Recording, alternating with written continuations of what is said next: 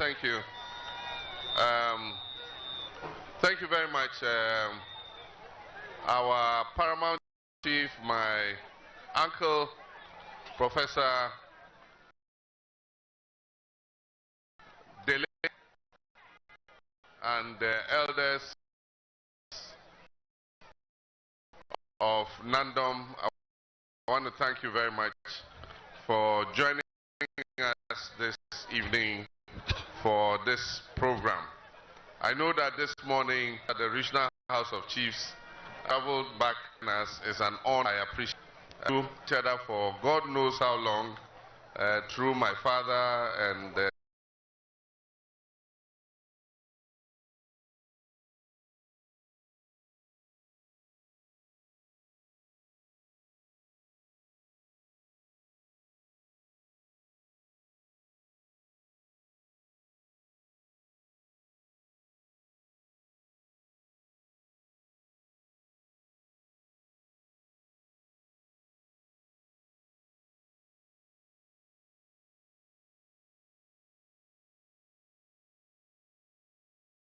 healthcare,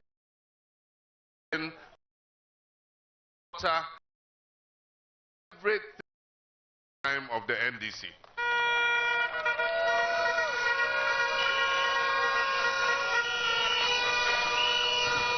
And I say this to emphasize the difference between us and our opponents or our colleagues, the New Patriotic Party. NDC invests in people, invests in development. We invest in things that will transform the lives of the people. Alternative opponents are what they call property-owning democracy. And so for them, they come to a community, they pick 1, 2, 3, 4, 5, 6, 7 people, and they empower them. Because they say if you empower those people, they also empower their families. But NDC's philosophy is different. What are the felt needs of the people? That is what we ask ourselves. And when we have asked what the felt needs of the people are, that is what we concentrate on doing. And so when we extend electricity to a community, we know that the people in that community are going to benefit, and that their children are going to come and benefit from the electricity, and that their grandchildren are going to come and benefit from the electricity, and that their great-grandchildren are going to come and benefit from that electricity. When we build a school in a community, we know that the present generation will benefit by their children attending school.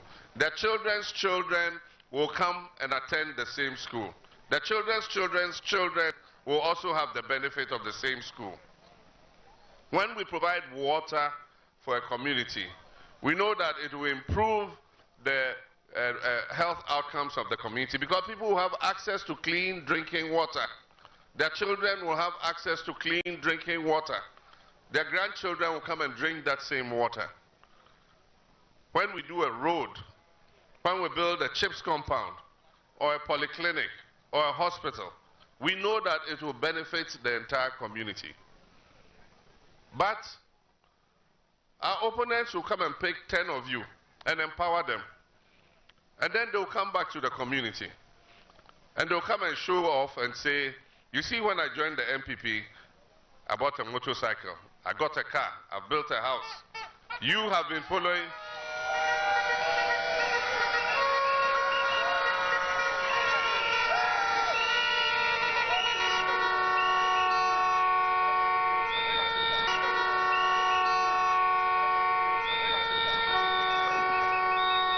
Listen to this carefully.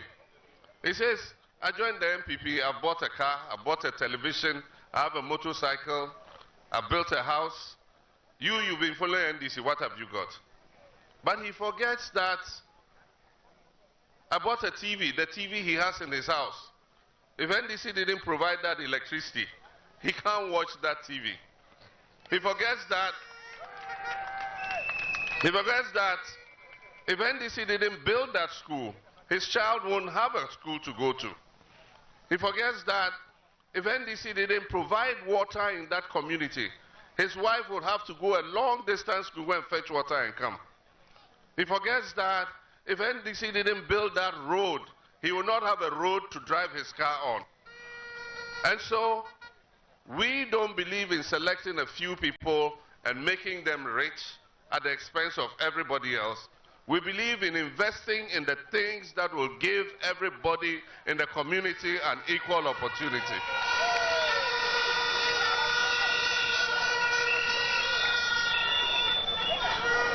And so we'll continue to do the things that benefit all our people, because we believe that the basic principle of democracy is equal opportunity, and that everybody should have an equal opportunity to develop themselves.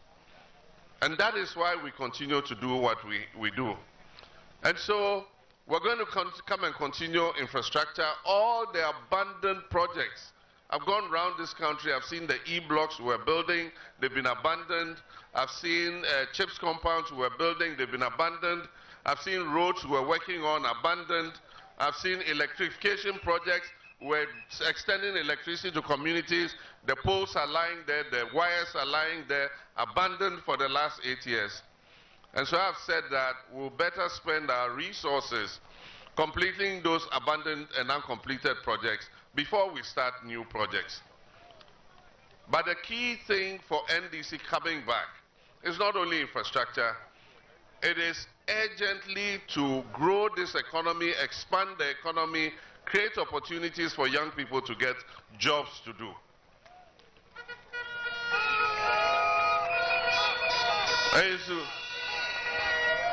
Because we're sitting on a ticking time bomb. We're sitting on a ticking time bomb. They say that the youthful population is an advantage. Yes, it is an advantage, but that is if you can create the opportunities for them to use their youth and vibrancy to be able to help themselves. But if you are having a young and youthful growing population and you cannot create opportunities for them, then you have a problem. And that is the problem that is developing under the MPP. They took unemployment under us when NDC was in power. It was 8.4%. Total unemployment in this country was 8.4%. Today, 8 years of MPP, unemployment in Ghana is almost 15%.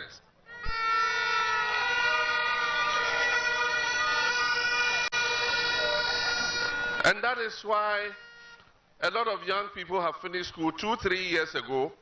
They are still sitting in their father and mother's houses. If their parents don't provide food, they won't have food to eat. And so people have finished colleges of education and they have not been posted. They are sitting at home with their parents. Nurses have finished nursing training school and they are sitting at home. 3-4 batches are still at home, not posted.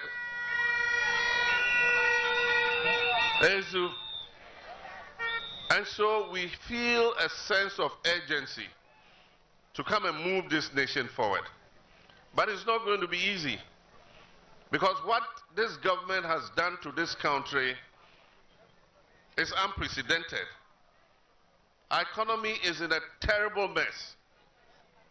And the thing is, they don't care about anybody else. It's just that small cabal that have benefited. And yet, they have destroyed this our country's economy and lumped us with debt that will take us 50 years or more to pay.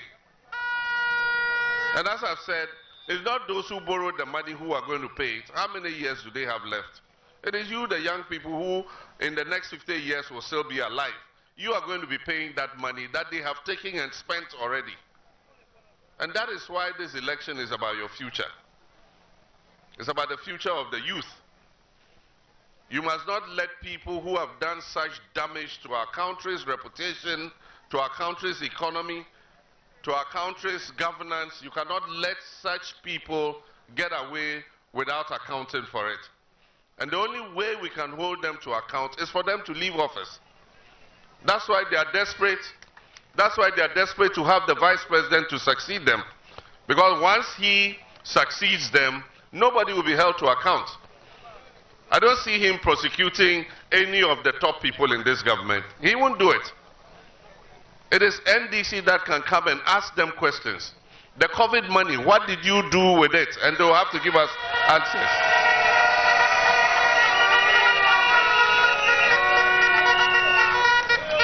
It is NDC that will come and ask them, the PDS money that you were quarreling over, what did you do with it? It is NDC that can come and ask them those difficult questions. And they'll have to account to the people of Ghana. And the money that they haven't spent yet that we can recover, we will recover the people of Ghana's money back for them, so that we can use that money for other things.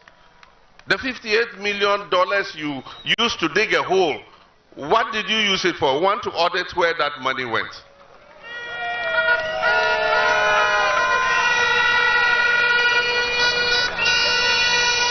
You made a personal pledge to build a cathedral for God. Nobody has a problem with that.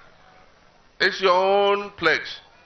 You say, God, if you make me president, I'll build you a cathedral. But you have to know where to find your money to build a cathedral. You don't go and take the people, taxpayers' money, $58 million, you can't account for it. You gave somebody $6 million, give somebody $20-something million. It is only NDC that can come and ask them, the Pualugu multi-purpose dam, you said you were going to build it. You've paid $12 million to a Chinese company. What did you do with that money?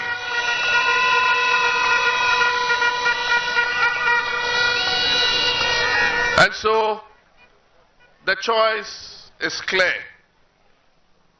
It is our former president who said, Shewa sitnum natu abapa. Shewa sitnum natu abapa in tree.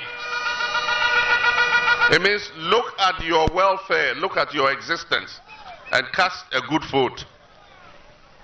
I didn't say that when NDC was in government, Ghana was paradise. But I can beat my chest and say that when NDC was government, life was far better than it is today.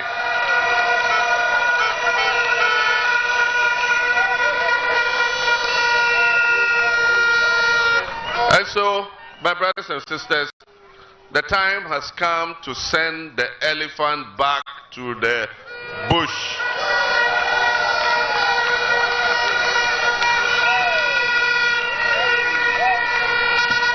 And as my father, Professor Dele, said, our main focus, our target is agriculture and agribusiness. We want to support farmers to produce food for our people. The first responsibility of any government is to put food on the table for its people. That is affordable. Statistics over the last 8 years show that at least 8 million of our people went one day without food because they couldn't afford food. They just couldn't buy food. 8 million people went hungry.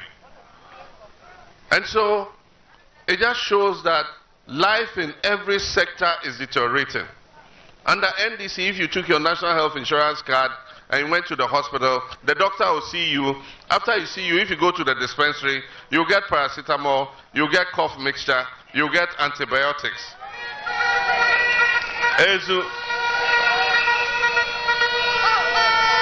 Today, when you go with your NHIL card to hospital, the only favor you get is they'll get your card free of charge. Doctor will see you. If you go to the dispensary, the only medicine there is paracetamol.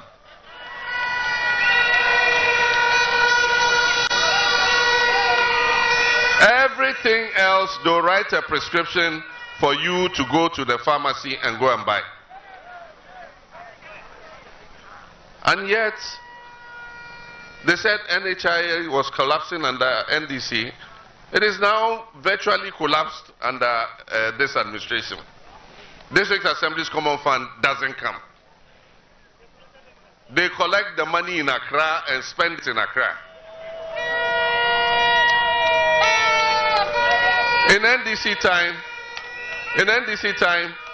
anytime the District Assembly's Common Fund is released, you can feel it in the community because contractors start to be paid. You know? And when the contractors are paid, they pay their workers. The local fuel station dealer, they go and pay for the fuel they credited. They go and pay the cement dealer. The iron rods they bought, they go and pay. Where they borrowed provisions for their house, they go and pay the shopkeeper. Then they give madam, the wife in the house, money to go to the hairdresser and go and do her hair.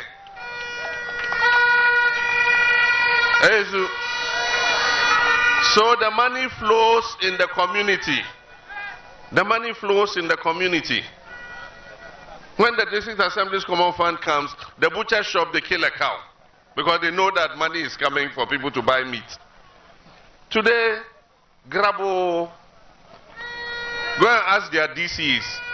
It's not that the DCs cannot perform. They don't send them money to perform. They are here, they say, go, come and collect wheelbarrows. Then they go and bring them. Come and collect Wellington boots. They go and bring them. Come and collect the garbage truck. Then they go and bring them. NDC is going to change all that. The money is going to come to the districts and we'll spend them on our own development projects.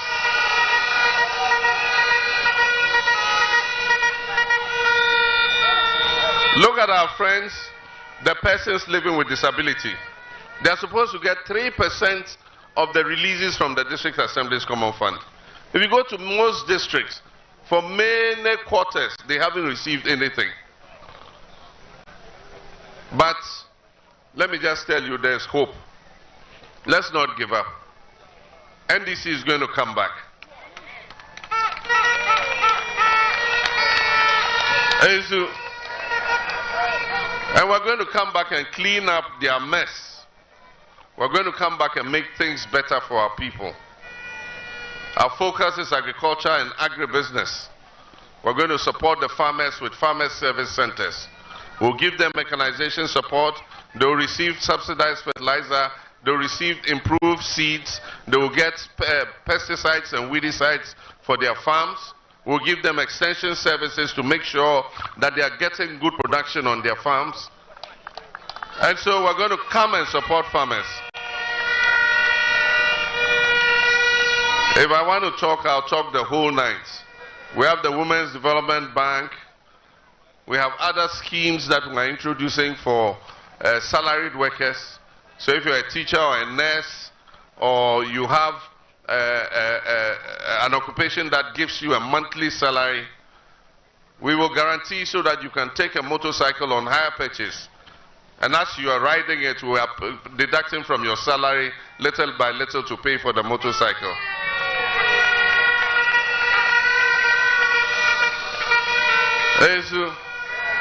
If you're a teacher and nurse, you want a small car, we will guarantee for it, you take it, and we'll deduct from your salary little by little, and we'll pay for it so that you own it. We have housing schemes for workers who have between 15 and 20 years of their working life ahead of them before retirement. You choose a place of your choice where you want a house built for you. There are small ones, 1 bedroom, living room, toilet, kitchen, bathroom, 2 bedroom, toilet, kitchen, bathroom. You choose what you want. It will be built for you. It will be in cedis, not in dollars. And so you pay little by little by little by little.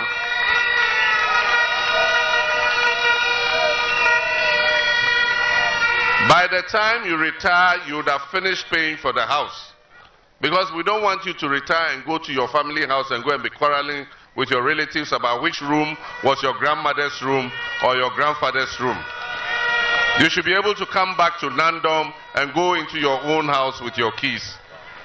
And so these are all the things that we're going to work together to achieve.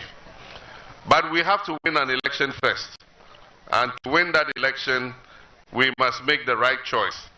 And so when you get the ballot paper, it's going to look like this thing behind me. There are 13 presidential candidates, and NDC is at number 8. But like I said, don't concentrate on the number 8. It's not important. You don't need to count up to 8. All you do is look for the umbrella. Look for the umbrella.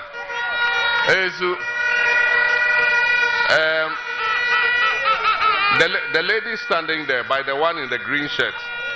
Yes, you come. Yeah, come. Can you come and point at the umbrella for me? Just point at the umbrella. Okay, I said at the umbrella. Good one, correct, for 5 points. Well done. Give me 50 CDs for her. You have earned yourself 50 CDs. Go to the back there and collect it.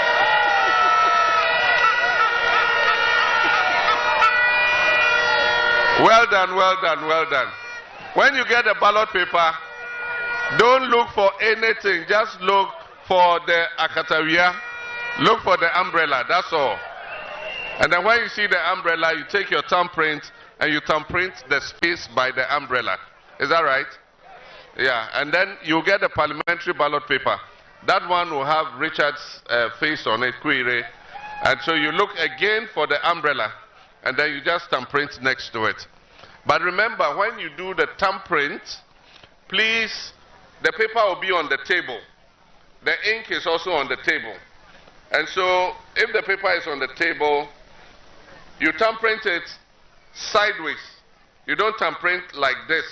You thumbprint like this. Because if you do it like this, it can cross the line. And once it crosses any of the two lines, they will say it's a spoiled ballot.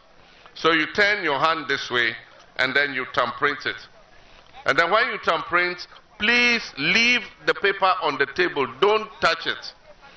Take the rag or the tissue that they will provide there. There will be a tissue or a rag inside there.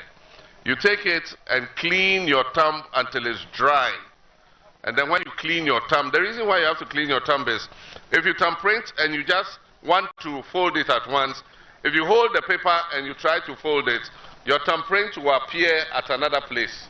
And as soon as they see two thumbprints, your vote is a rejected ballot. It means whatever you did is cost 90, 0. And so please pay attention. Clean your thumb well before you take the ballot paper again. And when you take it, fold it like this, lengthwise, long, like this. Don't fold it breadthwise, like this. You fold it lengthwise, because if you fold it and the ink here is not dry, it will just go and touch my picture. If you fold it like this, if the ink is not dry, it will go and touch my picture. And that does not create any problem. But if you fold it like this, and the ink is not dry, and it touches another box, and it makes a mark there, they will say your ballot is a rejected ballot. So you fold it lengthwise, not breadthwise. So that's how we vote. But please, all of you in the polling stations, some of our old ladies and old men still find it difficult to vote. Please, if you have a grandfather or a grandmother, don't let them be shy. The electoral law says that there's what we call assisted voting. Assisted voting. And so if you have a grandmother or a grandfather, you're not sure that they know how to vote properly, on election day when you are going, go with them. And when you get to the polling station, you should ask for assisted voting. And they will allow you to go with them into the polling booth and go and help them to vote. So please take note of that. We want to bring down the number of spoiled ballots. Spoiled ballots normally come third in every election. After NDC and MPP, the next highest vote is spoiled ballots party. Even though I don't know that there's any spoiled ballots party. But the spoiled ballots are in excess of 300,000 spoiled ballots. And I believe that a lot of those spoiled ballots are ours, because they say a lot of those spoiled ballots come from the northern part of this country. So please, let's take note and make sure that we reduce the spoiled ballots. So finally, I want to thank my brother Ben Kumbo. He and I come a long way. We've served in the NDC government for quite a long time. We've been in parliament together. And today I'm happy that himself and his brother, Richard, and our executives are showing a united front. There's no reason why we should lose Nandom. We lose Nandom only because we are disunited. And so I'm happy that they've come together. I can assure you that under my presidency, I assure my father, Professor Dele, that Nandom will get its fair share of the national cake.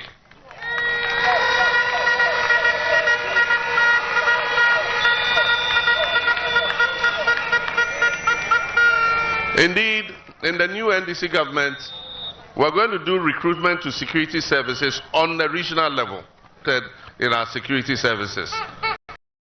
We're not going to sit in and recruit. We'll go around, and every region we go to who have the qualification as possible. You don't need only senior secondary. If you don't have it, don't worry. If you have a vocational training certificate, NVTI, any such you.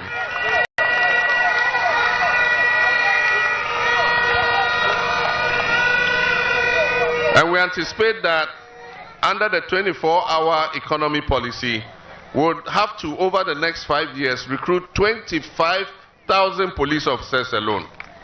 And so everybody has a chance of being recruited.